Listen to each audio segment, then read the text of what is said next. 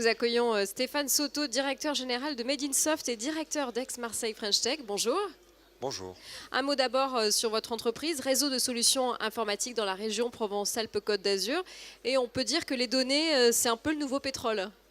Alors, pas mon entreprise, mais une association que j'ai la chance de diriger, puisque je suis entrepreneur par ailleurs. Effectivement, Made in Soft fédère toute l'industrie du monde digital sur l'ouest de la région, et plus particulièrement sur cette zone métropolitaine, et opère le label Aix-Marseille French Tech. Le label Aix-Marseille French Tech, est-ce que vous pouvez le définir pour ceux qui ne le connaîtraient pas encore ? Bon, c'est tout d'abord une initiative nationale, et puis ce sont 4 collectivités qui n'en font plus de 3 aujourd'hui, Marseille, Aix et la métropole Aix-Marseille-Provence, qui ont candidaté voilà 2 ans afin d'obtenir ce label, et ce consortium a été le premier à l'obtenir. Ses objectifs sont de favoriser l'émergence de start-up, les mettre en croissance, voire en hyper-croissance, car c'est l'objet d'une start-up, les internationaliser et les fixer sur le territoire, car on a besoin d'elles pour la suite.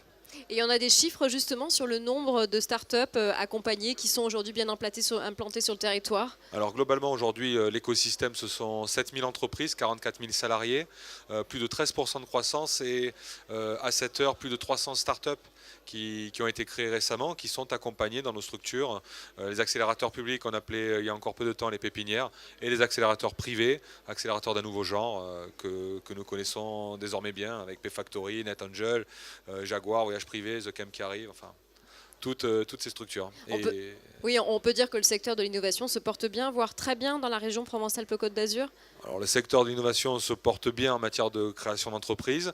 Il se porte bien aussi en matière d'innovation, et notre rôle est d'accompagner de jeunes créateurs d'entreprises, pas forcément jeunes dans l'absolu, à pérenniser leur business model, à pérenniser leur entreprise, lever des fonds pour justement aller toujours plus vite, plus haut, plus loin.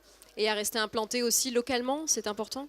À se développer à l'international également. C'est effectivement évidemment. important pour toutes les raisons qu'on imagine.